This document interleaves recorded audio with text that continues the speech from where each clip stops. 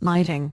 If you're impressed by the realism afforded by these new consoles, it's probably the improvements to lighting effects that are making the biggest difference. Our eyes are very accustomed to the way multiple light sources fill a three-dimensional space, reflect off of different types of objects, and cast shadows. To put it simply, these details haven't been close to accurate on older consoles. They lack the horsepower required to handle all of these effects. With the jump to the PlayStation 4 and Xbox One, however, light plays a far more convincing role. Resolution. The jump from the PlayStation 2 to the PlayStation 3 and from the Xbox to the Xbox 360 was one of the most impressive generational leaps ever because the new consoles brought high-definition gaming to the living room. While this year's new consoles don't offer such a noticeable resolution increase, they do offer a marked improvement. The truth is that the vast majority of Xbox 360 and PS3 games are rendered at 720p or sometimes lower, and then upscaled to play on your 1080p TV. The Xbox One and PlayStation 4, meanwhile, can handle games that run natively at 1080p circumflex or close to it. Performance. Upgraded graphics don't mean much if the gameplay is ruined as a result. Fortunately, this isn't yet a problem for the PlayStation 4 and Xbox One.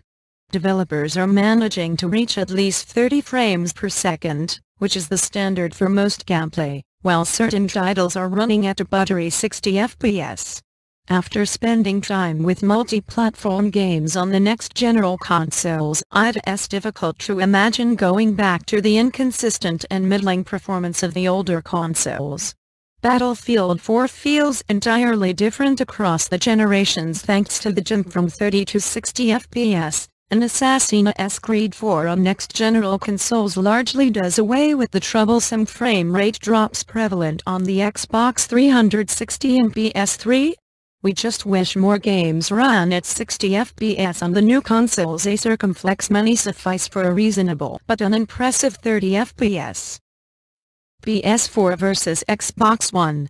If the graphics upgrades between the two console generations fail to impress you, the distinction between the visuals on the Xbox One and PlayStation 4 will seem downright minuscule. For this first batch of launch games, however, Sony's console undoubtedly has the upper hand. Across the multi-platform titles, the improvement comes down to one factor: higher resolutions. In the early running, most developers have been more successful at running 1080p at reasonable frame rates on the PlayStation 4 than on the Xbox One. Assassin's Creed 4, Black Flag and Call of Duty Ghosts, for example, run at 1080p on Sony's console versus 900p and 720p, respectively, on the Xbox One. Battlefield 4, meanwhile, runs at 900p on the PlayStation 4 compared to 720p on the Xbox One. Wrap up. These multi-platform launch games, then, have tangible and noticeable improvements on the PlayStation 4 and Xbox One. But there is no doubt that the majority of these games simply do not amaze. These titles don't offer a moment that makes you say, "Now this is next-gen." Appreciated graphical upgrades aside, these experiences don't feel that much different than what the PlayStation 3 and Xbox 360 have offered for years.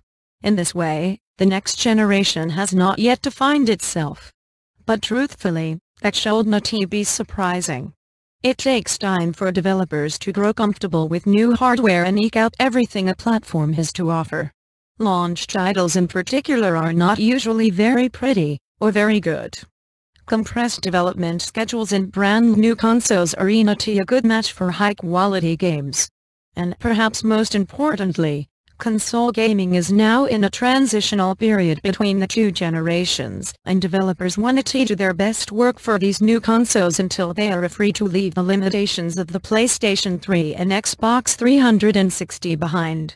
If we want a true look at the future of what these brand new consoles can offer, we must look at games designed solely for the next generation.